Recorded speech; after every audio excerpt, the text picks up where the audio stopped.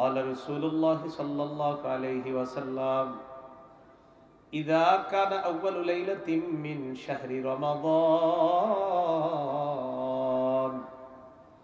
صفدت الشياطين ومردت الجن রমজানের প্রথম রাত যখন শুরু হয়, অবাধ্য শয়তান আর জিনগুলাকে আটক করা হয়, শৃঙ্খলাবদ্ধ করা হয়, শিকলে বাঁধা হয়।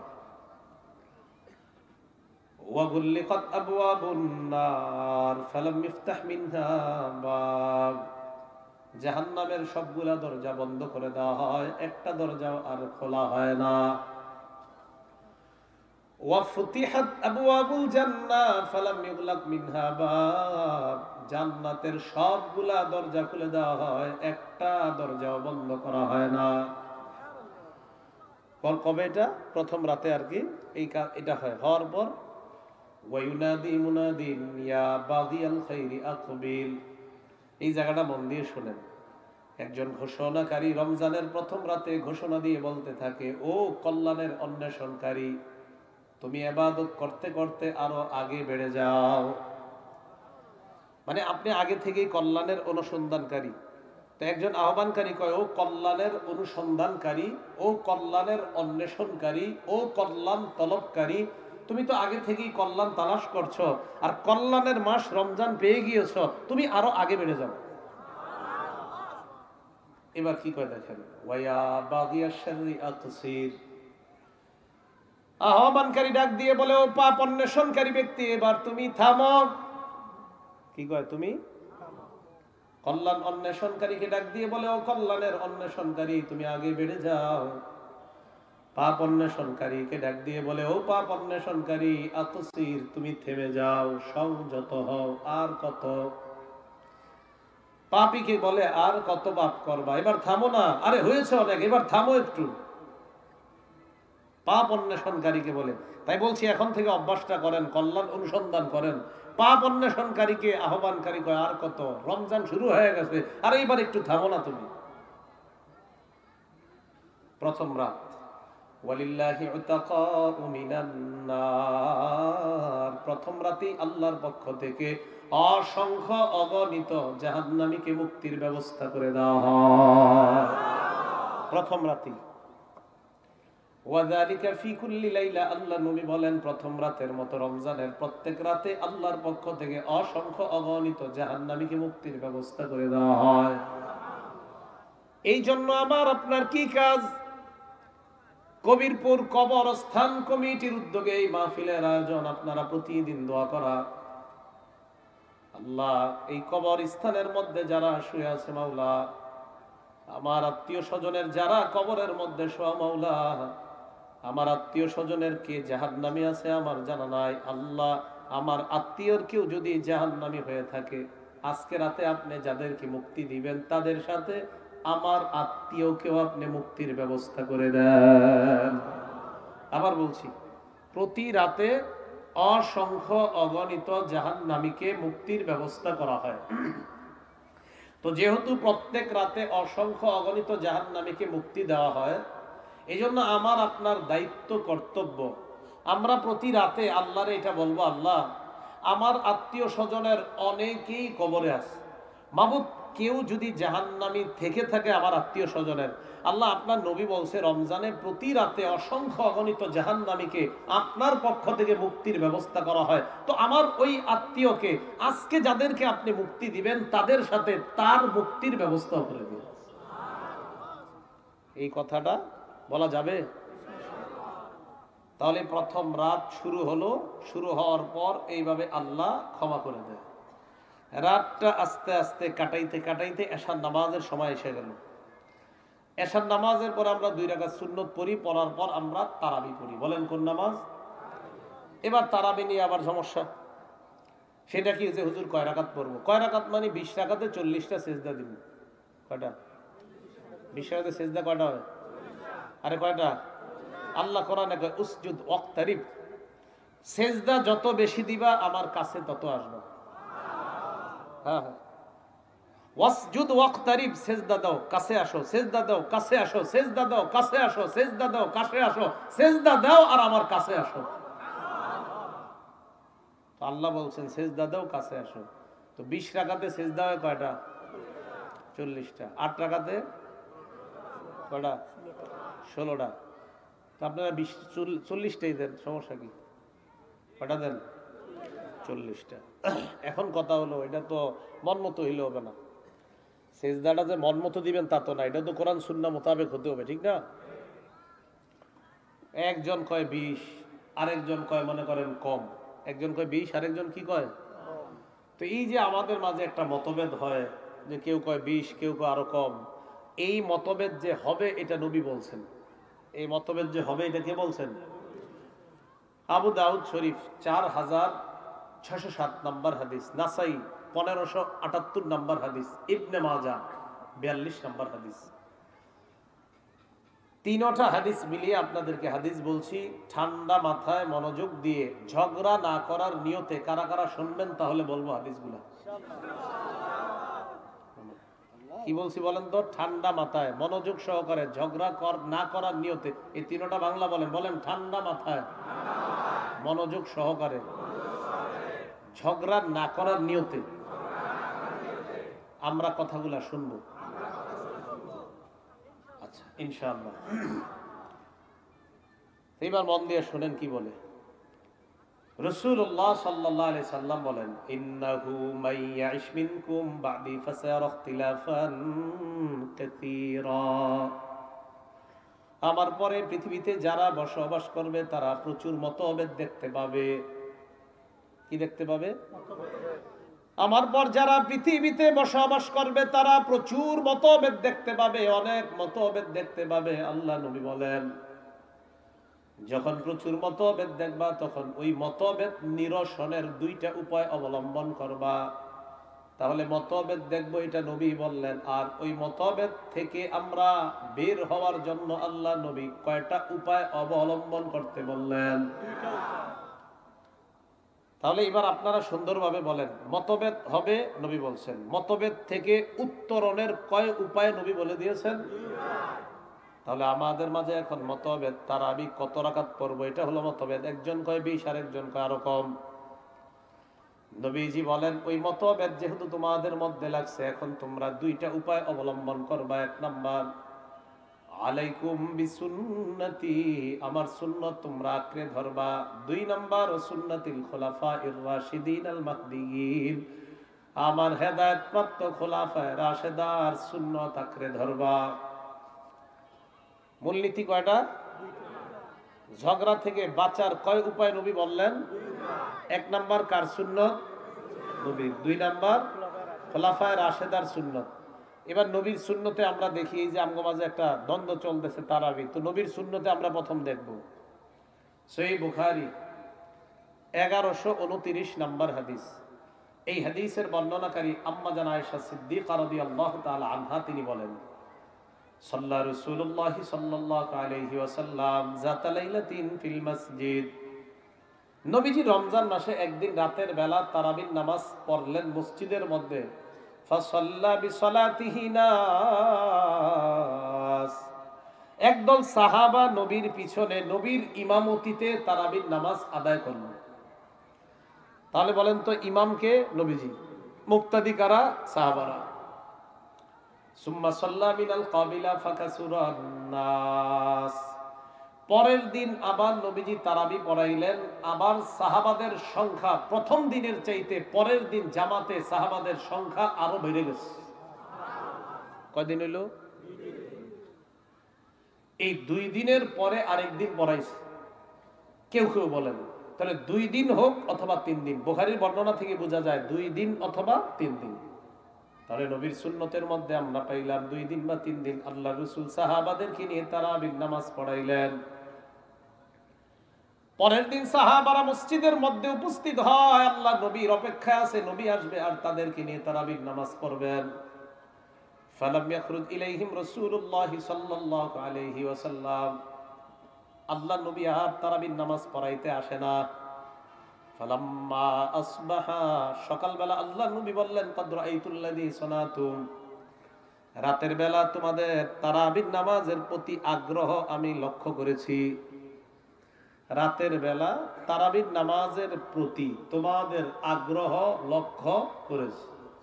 ফালাম ইয়ামনানি মিনাল খুরুজি ইলাইকুম ইল্লা আন্নী ক্বাদ খাশিতু আন তুফরাদা আলাইকুম। আমি আসি নাই কেন জানো? আমি চিন্তা করলাম আমি যদি তোমাদেরকে নিয়ে এভাবে আবারও দু একদিন তারাবির নামাজ জামাতে পড়ি, না জানি আল্লাহ তোমাদের উপরে এই নামাজকে ফরজ করে দেয় কিনা, এই আশঙ্কায় আর আমি তোমাদেরকে তারাবি পড়াইতে আসি নাই। কি আশঙ্কা করছে? তারাবির নামাজ ফরজ হওয়া। যেই নামাজ নবী ফরজ হওয়ার আশঙ্কা করলেন, এই নামাজটার গুরুত্ব কম না অনেক বেশি? তাহলে নবীজি সাহাবাদেরকে নিয়ে তারাবি কয়দিন পড়াইলেন? 2 দিন বা 3 দিন। তাহলে আমাদের মতভেদ নিরসনের প্রথম মূলনীতিতে শুধু তারাবি পাইলাম, রাকাত পাইনি। কি পাইলাম? তারাবি পাইছি, কি পাই নাই? তাও তারাবি পাইছি 2 দিন বা 3 দিন জামাতে, পুরা মাস জামাতে এটাও পাই নাই। আমরা কি 3 দিন পড়ি না পুরা মাস? তাহলে নবীর সুন্নতে তারাবি কয়দিন পাইলাম? 2 দিন বা 3 দিন। এই 2 দিন বা 3 দিন জামাতে নবীর সুন্নতে আমরা কি পেয়ে গেলাম? তারাবি। বাকি রাকাত পাইনি। তাহলে মূলনীতি নাম্বার 2 এ যাই। এবার সাহাবাদের আমল দেখি। কিতাবের নাম মুয়াত্তা মালিক, শিরোনামের নাম মা জাআ ফি কিয়ামি রমাদান।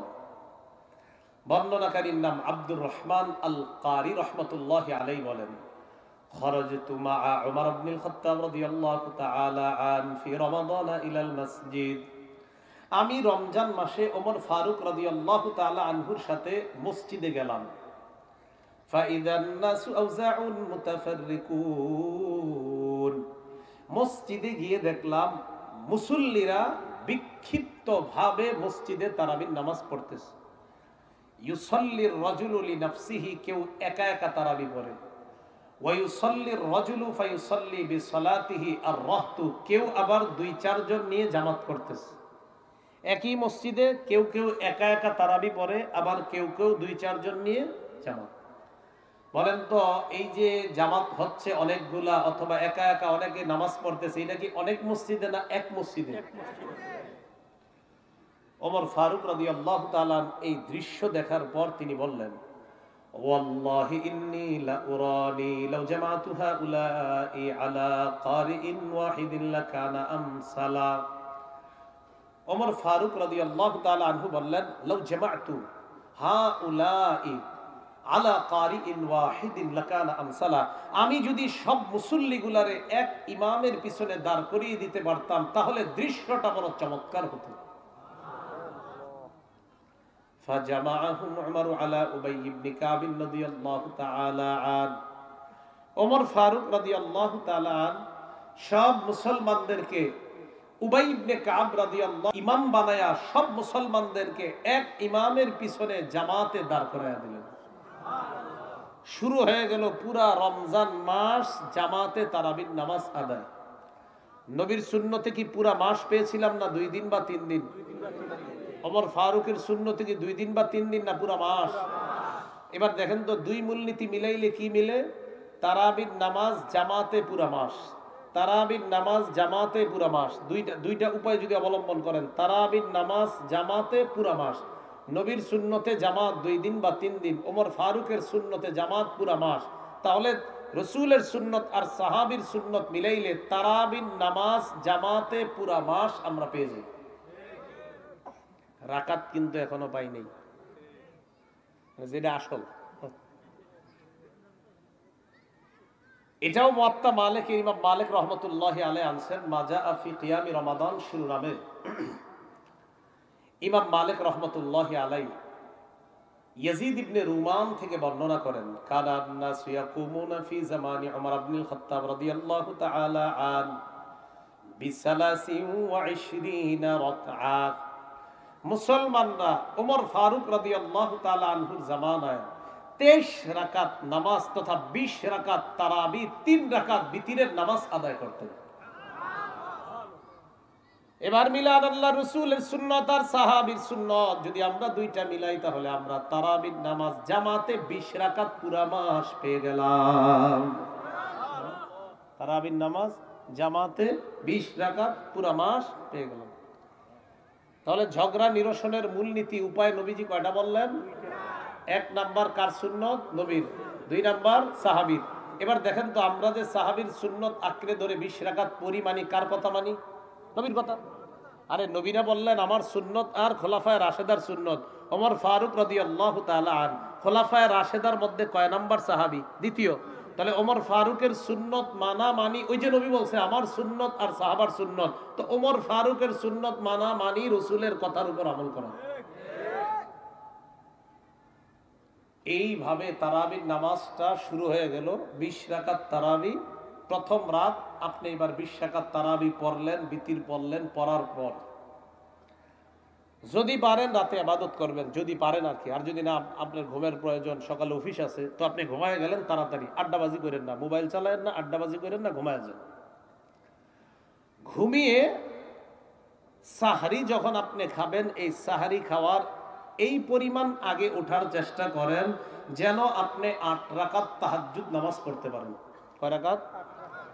যদি 8 রাকাত না পারেন 6 রাকাত, যদি 6 রাকাত না পারেন 4 রাকাত, যদি 4 রাকাত না পারেন ইনশাআল্লাহ 2 রাকাত যেন না ছুটে এই দৃঢ় প্রতিজ্ঞা করে ফেলেন যে আমি কমপক্ষে 2 রাকাত তাহাজ্জুদ সালাত প্রত্যেকদিন সাহারির আগে পড়বই ইনশাআল্লাহ। কি নিয়ত করা যায় কিনা? আচ্ছা, তাহাজ্জুদের সালাত যদি 8 রাকাত পড়েন তাহলে রাসূল সাল্লাল্লাহু আলাইহি সাল্লামের 12 মাসের একটা সুন্নতের উপর আমল হয়ে যাবে। কয় মাস? 12 মাস। রাসূল 12 মাস 8 রাকাত তাহাজ্জুদের সালাত আদায় করতেন। সহিহ বুখারীর বর্ণনা 1147 নম্বর হাদিস। এই হাদিসের বর্ণনাকারী আবু সালামা তিনি বলেন, আমি আম্মাজান আয়েশা সিদ্দিকা রাদিয়াল্লাহু তাআলা আনহাকে জিজ্ঞাসা করলাম, কাইফা কানাত সালাতু রাসূলিল্লাহি সাল্লাল্লাহু আলাইহি ওয়াসাল্লাম ফি রমাদান। আম্মাজান, আল্লাহর নবী রমজান মাসে রাতের আমল কেমন ছিল আপনার কাছে জানতে চাই, রাতের নামাজ কেমন ছিল আপনার কাছে জানতে চাই। আম্মাজান আয়েশা সিদ্দিকা রাদিয়াল্লাহু তাআলা আনহা জবাব দেয়, মা কানা রাসূলুল্লাহি সাল্লাল্লাহু আলাইহি ওয়াসাল্লাম ইয়াজিদু ফি রমাদান ওয়ালা ফি গায়রিহি আলা 11 রাকাতান। আল্লাহ নবী রমজানে এবং রমজানের বাহিরে, কি বললাম? রমজানে এবং রমজানের বাহিরে রাতের বেলা 8 রাকাত তাহাজ্জুদ আর 3 রাকাত বিতির, এই 11 রাকাত সালাত আদায় করতেন। কয় রাকাত? 8 রাকাত তাহাজ্জুদ আর 3 রাকাত বিতির। এখন আমাদের অনেক ভাইয়েরা এই হাদিসটাকেই 8 রাকাত তারাবির দলিল হিসাবে বলে। এখন আপনারা বলেন তো, আচ্ছা মাইনা নিলাম এই হাদিসটা 8 রাকাত তারাবির, মেনে নেই তো ঠিক আছে, রমজান মাসে 8 রাকাতে তারাবি বললাম, বাকি 11 মাসে এই নামাজের নাম কি দিবেন? বলেন, ফ্যান লাইট একটা বলেন নাম কি? আরে নামাজ কি এটা শুধু রমজানে না 12 মাস? তো বুঝলাম রমজানে এটার নাম তারাবি, বাকি 11 মাস কি এটার নাম? না বলেন, কেউ বলেন যে বলেন হ্যাঁ হুজুর বাকি 11 মাস এটার নাম তারাবি, বলেন না, বলেন না তারাবি। এই দেখ অনেকে চিন্তা করে তাহলে কি কম না, আপনারা বলেন যে যেই নামাজটা রমজানে তারাবি নাম দেন, তো এই নামাজটা বাকি 11 মাস কি নাম? তো তাহাজ্জুদ কি এটা কি 1 মাসের নামাজ না 12 মাসের? তো তারাবি কি 12 মাসের নামাজ না 1 মাসের? যদি নাম দেন তারাবি তো 12 মাস এটার নাম দিতে হবে তারাবি। যদি নাম দেন তাহাজ্জুদ তো 12 মাস তাহাজ্জুদ। কিন্তু 12 মাস যদি তারাবি নাম দেন ইজ্জত থাকবে না, কারণ তারাবি তো 1 মাসের। তাহলে বোঝা গেল এটা শুধুমাত্র, দেখেন ইনসাফের সাথে আপনি একটু ভাবেন, আম্মাজান বললেন রসুল রমজানে এবং রমজান ছাড়া যত মাস আছে পুরা 12 মাস 8 রাকাত রাতের নামাজ পড়তেন। তো একই নামাজের নাম আপনি 2 নাম কিভাবে দিবেন? একটু আগে কোন নামাজ পড়ছেন? এশা। আগামীকাল এটার নাম কি? পরের দিন রমজান মাসে না অন্য একটা নাম নেন। তাহলে বোঝা গেল না, হাসবেন না, কেউ হাসবেন না, এইগুলা নিয়ে অনেক ঝগড়া করেন, ঝগড়া করেন না, হাসেন না, মন দিয়ে বুঝেন। নামাজ 5 ওয়াক্ত নামাজের নাম 12 মাসে একই নাম থাকে। তাহাজ্জুদ নামাজের নাম 12 মাসে একই নামাজ। তারাবির নামাজ এটা 12 মাসের নামাজ না, এটা 1 মাসের নামাজ। এই বিষয়টা কেন আমাদের মাথায় ঢুকে না? আল্লাহ আমাদের সকলকে, আল্লাহ আমি বুঝানোর চেষ্টা করছি, আপনি সবাইকে বুঝ দিয়ে দিন। ইনসাফের সাথে কথাগুলো বোঝার চেষ্টা করুন। আবু দাউদ শরীফের 1307 নম্বর হাদিস। এই হাদিসের মধ্যে আসছে, মা বোনরাও তো আলোচনা শুনতেছে, এই আপনারা যারা স্বামী আছেন আপনার বিবিরে এত প্রেশার দিয়েন না যে অন্তত রাতের বেলা যখন রান্না করে তরকারি গরম করে একটু 2-4 রাকাত তাহাজ্জুদ পড়ার সুযোগ করে দিও। 2-4 রাকাত তাহাজ্জুদ পড়ার সুযোগ। আমরা মা বোনদেরকে কি করি, রমজান মাসে ইফতারিয়ার আপনার সাহারিতে এত ব্যস্ত করে দেই যে এদেরকে আমরা ইবাদতের সুযোগ দিই না।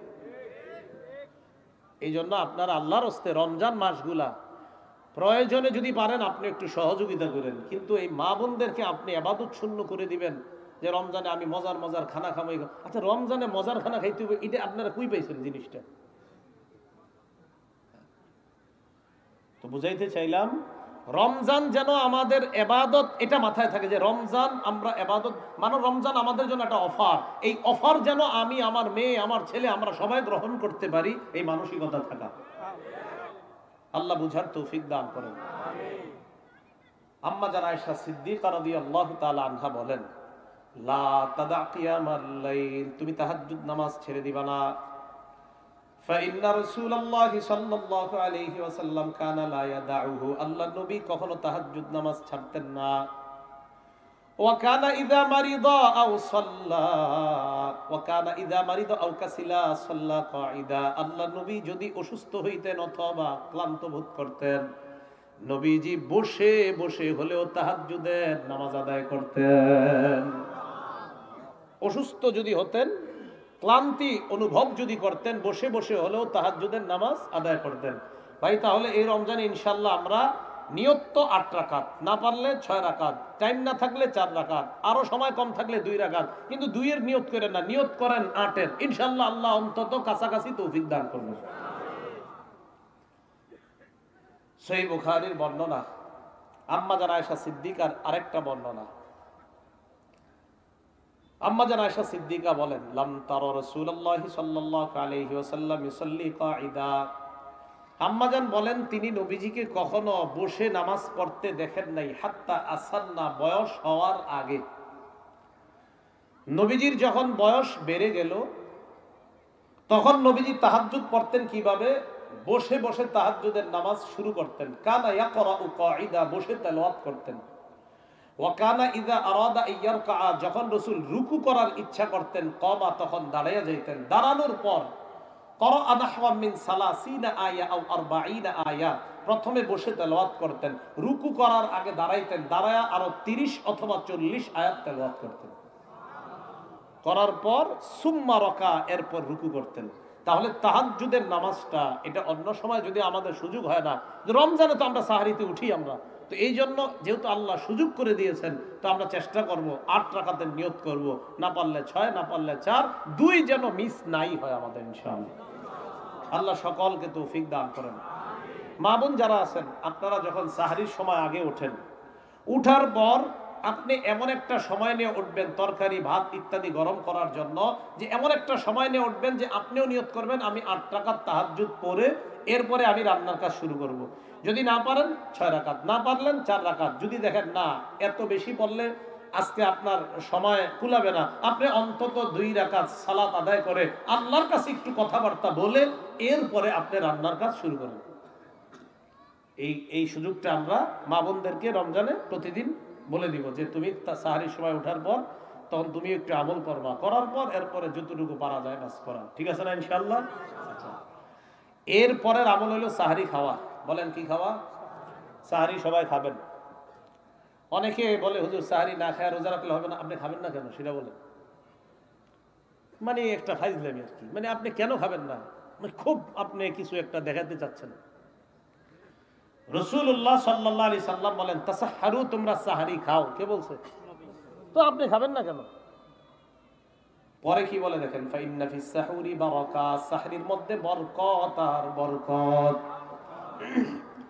আমাকে যদি বলেন হুজুর আপনি সাহারি খায়েন না, আমি বলবো আমি খাবো। যদি বলেন কেন, আমি বলবো আমার নবী বলছে সাহারির মধ্যে বরকত, আমি এই বরকত মিস করতে চাই না। নবী বলছে সাহারিতে বরকত, তো এই বরকত আমি কেন মিস করব? এবার খেজুর রাখেন না, খেজুর রমজান মাসে সাহারির সময় অন্তত 2-4টা খেজুর খাইবেন। ভাত তো খাবেন যা খান, সাথে 2-4টা খেজুর। রাসূল বলেছেন খেজুর কতই না উত্তম নেয়ামতে পরিপূর্ণ সাহারি হলো খেজুর। নবীজি বলছেন সাহারির সময় খেজুর খাওয়া এটা কতই না উত্তম, কতই না নিয়ামতে পরিপূর্ণ। তো এই জন্য যেহেতু আমার রসুল সাহারির মধ্যে সবচেয়ে শ্রেষ্ঠ খাদ্য খেজুরকে বলছেন, তো আমরা সাহারিতে অন্যান্য খাদ্যের সাথে আমরা চেষ্টা করব 2-4টা খেজুরও যেন আমরা খাইতে পারি। আর খেজুর যদি আপনি খান, সারাদিন যে রোজা রাখবেন একটা ক্লান্তি আসবে, শরীরের মধ্যে একটা কাজ করতে গিয়ে আপনার শরীরের প্রোটিন খরচ হবে। আপনি খোঁজ নিয়ে দেখেন, ডাক্তার বলবে যে খেজুরে আল্লাহ পাক রব্বুল আলামিন এত আশ্চর্য রকমের নিয়ামত দিয়ে রেখেছেন খেজুরের মধ্যে, আপনার ওই শক্তি খরচ হওয়াটাকে এই খেজুরের মাধ্যমে ইনশাল্লাহ ঘাটতি পূরণ হয়ে যাবে। তাহলে সাহারিতে অন্যান্য খাদ্যের সাথে শ্রেষ্ঠ নিয়ামতের একটা খাদ্য আছে, কি নাম? খেজুর। মনে থাকবে নি? আচ্ছা, এবার আপনার রোজা শুরু হলো। রোজা যখন আপনি রাখবেন, খুব মন দিয়ে শুনেন। ক্বালা রাসূলুল্লাহ সাল্লাল্লাহু আলাইহি ওয়াসাল্লাম, নবীজি বলেন, মান সামা রমাদানা ঈমানান ওয়া ইহতিসাবা গুফিরা লাহু মা তাকদ্দামা মিন যামবি। যে ব্যক্তি ঈমানের সাথে সওয়াবের আশায় রোজা রাখে, তার আগের গুনাহগুলো মাফ করে দেওয়া হয়। তাহলে আপনার রোজা শুরু হয়ে গেল। রাসূলুল্লাহ সাল্লাল্লাহু আলাইহি সাল্লাম বলেন, আস-সাওমু জুন্নাতুন মা লাম ইয়াখরিখা। রোজা জাহান্নাম থেকে বাঁচার জন্য ঢাল, যতক্ষণ এই ঢালকে ছিদ্র করা না হয়। কি করা না হয়? বলেন, আমার আপনার রোজা জাহান্নাম থেকে বাঁচার ঢাল যদি কি করা না হয়? সাহাবারা প্রশ্ন করলেন, ইয়া রাসূলুল্লাহ, রোজা আবার ছিদ্র হয় কিভাবে? আল্লাহ নবী বললেন, 2টা অপরাধের মাধ্যমে রোজা ছিদ্র হয়ে যায়। 1 নাম্বার মিথ্যা কথা, 2 নাম্বার গীবত। মিথ্যার কারণে রোজা ছিদ্র হয়ে যায়, গীবতের কারণে রোজা ছিদ্র হয়ে যায়। মানুষ মিথ্যা বলে জিহ্বা দিয়ে, গীবত করে মানুষ জিহ্বা দিয়ে। পুরা ফলাফল যদি আপনি আমি মিলাই, তাহলে আমাদের সামনে ফলাফল দাঁড়িয়ে যায়, রোজা নামক ঢাল ছিদ্র হয়ে যায় আমাদের শরীরের একটা অঙ্গের কারণে। এই অঙ্গটার নাম হলো জিহ্বা। বলেন কি নাম? সাহারি খাই কি দিয়া? জিহ্বা। ইফতারি করি কি দিয়া? সাহারি খেয়ে রোজা রাখলাম, ইফতার খেয়ে রোজা শেষ করলাম। এই জিহ্বা দিয়ে আমরা রোজা শুরু করলাম, জিহ্বা দিয়ে আবার রোজা সমাপ্ত করলাম। আবার এই জিহ্বার কারণে হতে পারে আমার আপনার এই রোজার কোনো মূল্যায়ন থাকবে না। তাহলে জিহ্বা, এটার কারণে রোজা ছিদ্র হয়। খুব মনোযোগ দেন। তিরমিজি শরীফের 2406 নম্বর হাদিস। এই হাদিসের বর্ণনাকারী উকবা ইবনে আমির রাদিয়াল্লাহু তাআলা তিনি বলেন, বলতু ইয়া রাসূলুল্লাহ মান নাজাত। আল্লাহ নবীকে আমি প্রশ্ন করলাম, মুক্তির উপায় কি আপনার কাছে জানতে চাই। নবীজি বললেন, মুক্তির উপায় হলো 3টা। কয়টা? 1 নাম্বার আমসিকা আলাইকা লিসানাক, তোমার জিহ্বা তুমি সংযত রাখবা। 2 নাম্বার ওয়ালিয়াসাকা বাইতুকা, তোমার ঘর যেন তোমার জন্য প্রশস্ত হয়। 3 নাম্বার ওয়াবকি আলা খাতিআতিক, তুমি অতীতের গুনাহের জন্য কান্নাকাটি করবা। তাহলে মুক্তির উপায় 3টা। 1 নাম্বার জিহ্বাকে সংযত রাখা, গুনাহ থেকে হেফাজত করা। বলেন তো, রোজা ছিদ্র হয় কোন অঙ্গ দিয়ে? আল্লাহ আমাদের সকলকে এই জিহ্বা যেন গুনাহ মুক্ত রাখতে পারি, আল্লাহ তৌফিক দান করেন। তিরমিজি শরীফের 2407 নম্বর হাদিসের বর্ণনা।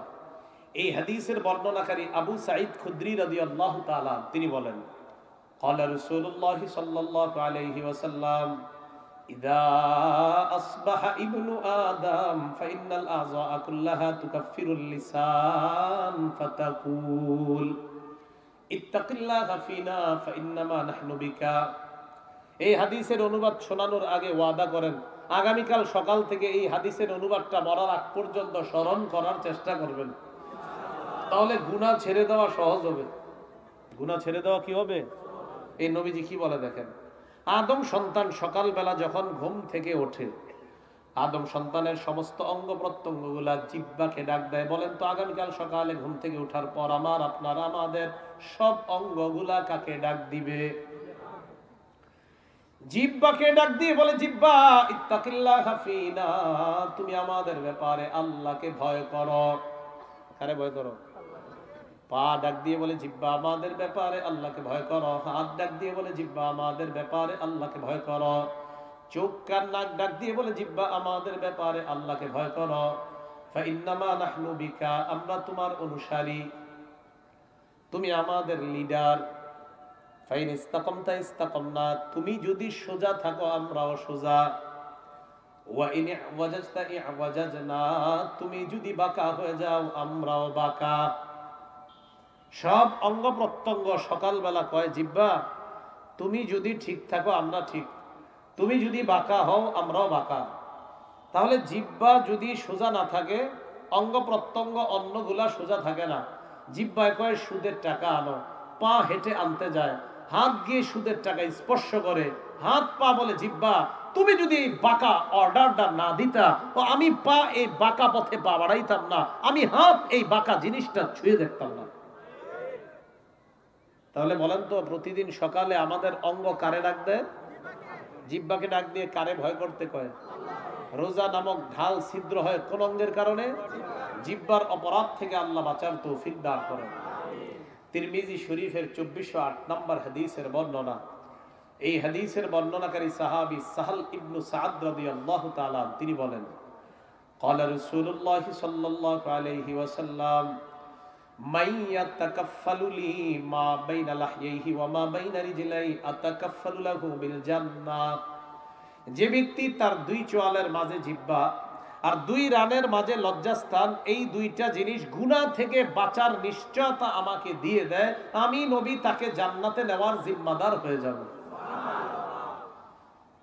তিরমিজি শরীফের 2409 নম্বর হাদিসের বর্ণনা। عن أبي هريرة رضي الله تعالى عنه قال قال رسول الله صلى الله عليه وسلم من وقاه الله شر ما بين لحييه وشر ما بين رجليه دخل الجنة। কোন ব্যক্তিকে যদি আল্লাহ জিহ্বার অনিষ্টতা থেকে বাঁচায় আর লজ্জাস্থানের অনিষ্টতা থেকে বাঁচায়, এই ব্যক্তি মারা যাবে, জান্নাতে প্রবেশ করবে। তাহলে বলেন তো জান্নাতে যাওয়ার জন্য রাসূল কয়েকটা অঙ্গের গুনাহ থেকে বাঁচতে বললেন। এক নাম্বার কোন অঙ্গ? রোজা ছিদ্র হয় কোন অঙ্গের কারণে? এই জন্য জিহ্বার গুনাহ থেকে আমরা বাঁচার চেষ্টা করবো, আল্লাহ তৌফিক দান করেন। অনেকে নিয়ত করে রাখছে রমজানটা আসলেই কে কিভাবে লাভবান হতে পারবে, এই নিয়তে আছে। একদল নিয়তে আছে আমি কিভাবে আমলে লাভবান হব, আর বেশিরভাগই নিয়তে আছে এই রমজানে আমার লুঙ্গি ব্যবসায় কিরকম লাভ হইতে পারে। তো প্রত্যেকেই কিন্তু এই জিহ্বারে নিয়ে একটা গর্বে আছে এখন, যে জিহ্বার কারুকার্য দেখাতে হবে রমজানে। কিসের কারুকার্য? জিহ্বার শিল্প। জিহ্বার শিল্প দেখাবে রমজানে। কি এটা দিয়ে যে কত প্রকারে কত ভাবে নানান রকমের মিথ্যা কিভাবে বের হয়, এটার প্রতিযোগিতা চলবে রমজানে। কারণ টার্গেট তো আছে, যে এই পরিমাণ একটা টার্গেট তো আছে রমজানে। তো টার্গেট ফিল আপের জন্য ব্যবহার করবে কাকে বলেন? হ্যাঁ, এটাকে ব্যবহার করবে। রাসূল বলেন তোমার জিহ্বা তোমার রোজারে কিন্তু সিদ্ধ যুক্ত করে দিবে, এটা মাথায় রেখো। সারাদিন জিহ্বারে এদিক সেদিক নাড়ায়া ইফতারির আগে ভিআইপি চকবাজার থেকে ইফতারি আইনা ব্যবস্থা, শানদার ইফতারি করলা। উম্মত একটু চিন্তা করো, যেই রোজা সারাদিন রাখলা, এটা কি তোমার জাহান্নাম থেকে বাঁচার কারণ হয়েছে কিনা, এখনই তোমার ভাবার বিষয়। তিরমিজি শরীফের 2410 নম্বর হাদিস। এই হাদিসের বর্ণনাকারী সুফিয়ান ইবনে আব্দুল্লাহ আস-সাকাফি রাদিয়াল্লাহু তাআলা তিনি বলেন, আমি নবীজিকে প্রশ্ন করলাম, মা আখওয়াফু মা তাখাফু আলাইয়া ইয়া রাসূলুল্লাহ, হে আল্লাহর রাসূল, আমার জন্য সবচেয়ে ক্ষতিকর, সবচেয়ে ভীতিকর, সবচেয়ে ভয়ঙ্কর বিষয় আপনি কোনটাকে মনে করেন? নবীজি কি করলেন দেখেন, ফাআখাযা বিলিসানি নাফসিহি, নবী নিজের জিহ্বা মুবারক ধরলেন, ধরার পর বললেন হাযা, এটা। কি বললেন? এটা। এটা আমি তোমার জন্য সবচেয়ে ভীতিকর, ক্ষতিকর, বিপজ্জনক মনে করি। তাহলে বলেন তো আমাদের জন্য সবচেয়ে বিপজ্জনক অঙ্গ রাসূল কোনটাকে মনে করেন? রোজা ছিদ্র করে কোন অঙ্গ? জিহ্বা। মানুষ জাহান্নাম থেকে বাঁচতে পারবে কোন অঙ্গের গুনাহ থেকে বাঁচলে? জিহ্বা। এবার তিরমিজি শরীফের 2616 নম্বর একটা হাদিস শোনেন। হাদিসের শেষের দিকে একটা বিষয় আছে যেটা খুব ইন্টারেস্টিং। লম্বা একটা ওয়াজ করবে নবীজি, করার পর শেষের দিকে একটা কথা বলবে। আগে ওয়াজটা শুনেন, কি ওয়াজ করে নবীজি। এই হাদিসের বর্ণনাকারী সাহাবী মুআজ ইবনে জাবাল রাদিয়াল্লাহু তাআলা তিনি বলেন, রাসূলের সাথে এক সফরে ছিলাম আমরা। সফরে চলতে চলতে একদিন আমি নবীজির কাছাকাছি চলে গেলাম। কাছাকাছি যাওয়ার পর আমি নবীজিকে বললাম, আখবিরনি বিআমালিন ইউদখিলুনিল জান্নাহ ওয়া ইউবাইদুনি আনিন নার। হুজুর, আমারে আপনি এমন একটা আমল বলেন যে আমল আমাকে জান্নাতে প্রবেশ করাবে আর জাহান্নাম থেকে দূরে রাখবে, এমন কিছু আমল আমাকে বলেন। তো এই কথা বলার পর নবীজি কি বললেন দেখেন, লাকাদ সাআলতানি আন আযীমিন ওয়া ইন্নাহু লায়াসিরুন আলা মান ইয়াসসারাহুল্লাহ। তুমি খুব কঠিন একটা প্রশ্ন করছো। কি প্রশ্ন? উনি প্রশ্ন করছে, হুজুর আমারে এমন আমল বলেন যে আমল আমারে জান্নাতে নিবে, জাহান্নাম থেকে দূরে রাখবে। নবীজি বললেন, তুমি কঠিন প্রশ্ন করছো, তবে ওয়া ইন্নাহু লায়াসিরুন আলা মান ইয়াসসারাহুল্লাহ, এই প্রশ্নটা তার জন্য সহজ, যার জন্য আল্লাহ সহজ করে দেয়। নবীজি বললেন, তা'বুদুল্লাহ লা তুশরিকু বিহি শাইআ, ইবাদত করবা, আল্লাহ শিরিক করবা না। এক। 2 নাম্বার, তুকিমুস সালাহ, নামাজ কায়েম করবা। 3 নাম্বার, তুতিজ যাকাত, যাকাত আদায় করবা। 4 নাম্বার, তাসুমু রমাদান, রমজানের রোজা রাখবা। 5 নাম্বার, তাহুজ্জুল বাইতা, হজ করবা। কি করবা? আল্লাহ তাড়াতাড়ি হজ করার তৌফিক দান করেন। হ্যাঁ, আল্লাহ তাড়াতাড়ি হজ যারা করেন নাই, খুব তাড়াতাড়ি হজ করার তৌফিক দান করেন। আল্লাহ আপনি কবুল করেন। খুব তাড়াতাড়ি সবাইকে হজে যাওয়ার তৌফিক দান করেন।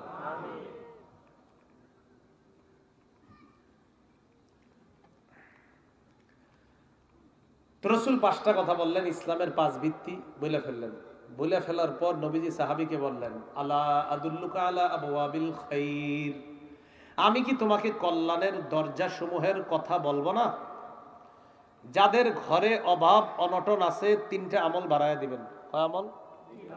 আজকে থেকে 3 আমল বাড়ান, যাদের ঘরে অভাব অনটন, আপনার অভাব অনটন আল্লাহ দূর করে দিবে। বলেন কল্যাণের দরজা কয়টা? 3টা। বলেন কল্যাণের দরজা কয়টা?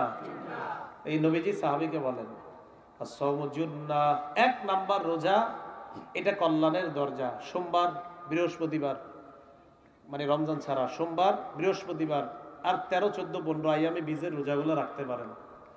তো কল্যাণের দরজা 1 নাম্বার রোজা। 2 নাম্বার সদাকা, সদকা করা। কি করা? সদকা করা। নবীজি বলেন সদকা কি জানো? as-সাদাকাতু তুতফিউল খাতিআ কামা ইউতফিউল মাউন নার। সদকা এমন এক ইবাদত, পানি যেমন আগুনকে নিভিয়ে দেয়, সদকা সদকাকারী ব্যক্তির গুনাহকে ধুয়ে মুছে সাফ করে দেয়। ধুয়ে মুছে সাফ করে দেয়। 3 নাম্বার, ওয়াসালাতুর রাজুলি মিন জাওফিল লাইল, রাতের বেলা তাহাজ্জুদ নামাজ। রাতের বেলা তাহাজ্জুদ নামাজ। কারো ঘরে যদি অভাব অনটন লাগে, যদি রমজান ছাড়া হয়, তো নফল রোজা বাড়ায়া দেন। 2 নাম্বার সদকা করেন। 3 নাম্বার আপনি তাহাজ্জুদ নামাজ পড়েন, আল্লাহকে বলেন।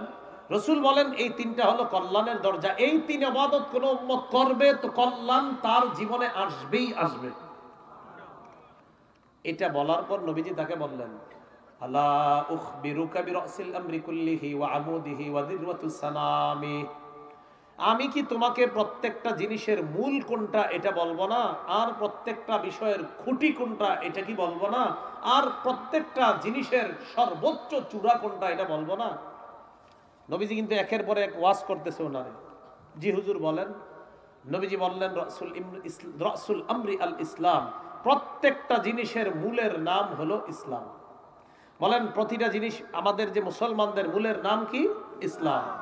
ওয়া আমুদুহু আস-সালাহ, খুঁটির নাম নামাজ। বলেন খুঁটির নাম। ওয়া জিরওয়াতু সানামিহি আল জিহাদ, সর্বোচ্চ চূড়ার নাম হলো জিহাদ। বলেন সর্বোচ্চ চূড়ার নাম। এবার পরীক্ষা দেন, বলেন কল্যাণের দরজা কয়টা? 1 নাম্বার রোজা, 1 নাম্বার। 2 নাম্বার সদকা, 3 নাম্বার তাহাজ্জুদ। মূলের নাম কি?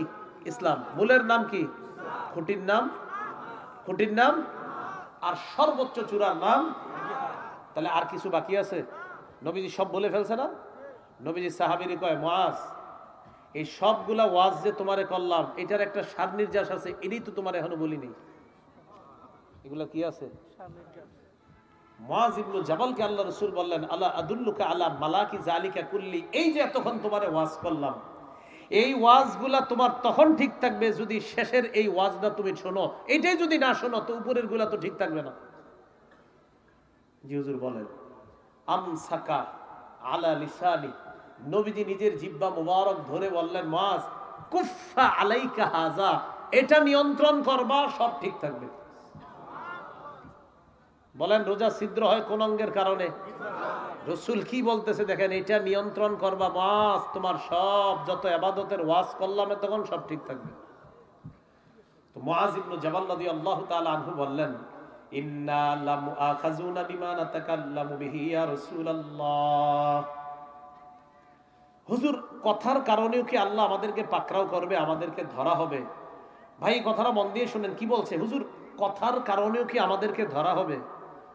নবীজি বললেন, হাল্লা কুব্বুন নাসা ফিন নারি আলা ওয়ুজুহিহিম আও আলা মানাখিরিহিম ইল্লা হাসাইদু আলসিনাতিহিম।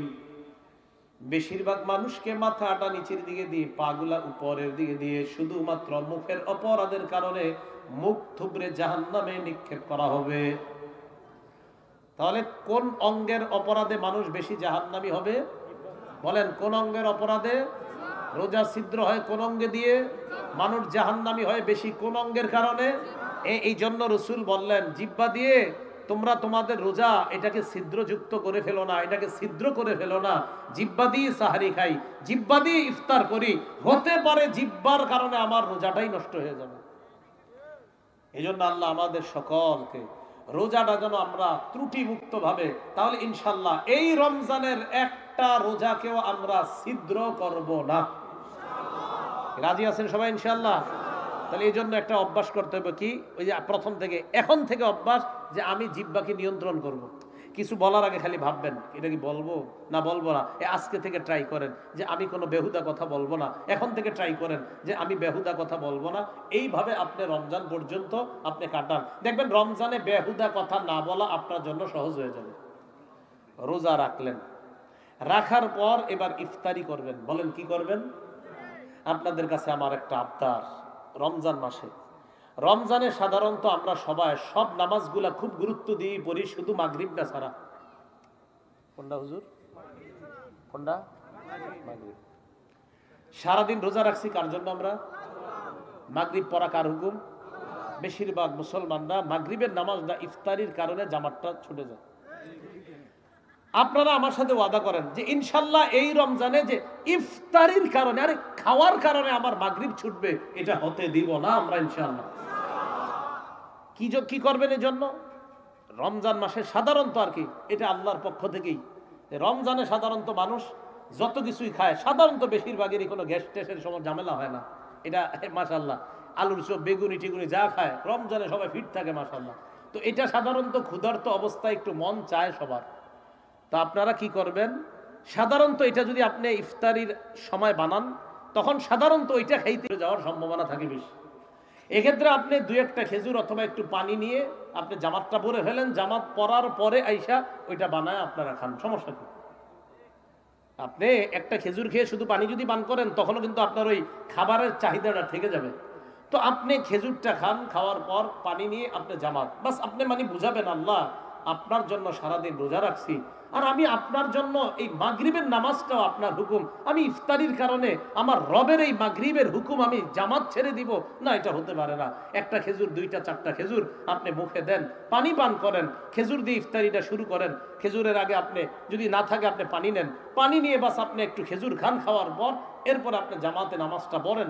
নামাজের পর ইনশাআল্লাহ একদম ধীরস্থির ভাবে খুব সুন্দরভাবে বসে রিল্যাক্সে আপনি ওই মুড়ি বানানো ইত্যাদি যেটা আছে সেটা খেতে পারেন।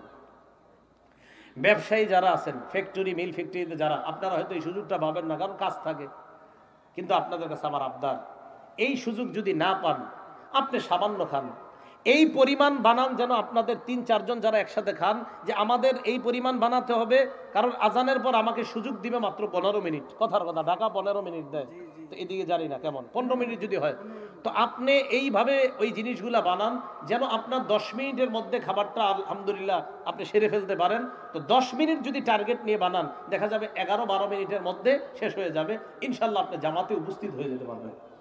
তাহলে মূল কথা যেটা বুঝাইতে চাইলাম, আমার সাথে বলেন, ইফতারির কারণে মাগরিবের জামাত আমরা ছেড়ে দিব না ইনশাআল্লাহ।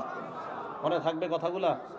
আল্লাহ আমাদের সকলকে এই রমজানটা যেন আমরা একদম পুরা সগীরা গুনাহ মুক্ত ভাবে, কবিরার চিন্তাও করব না, আমরা যেন কাটাইতে পারি। আল্লাহ তৌফিক দান করেন।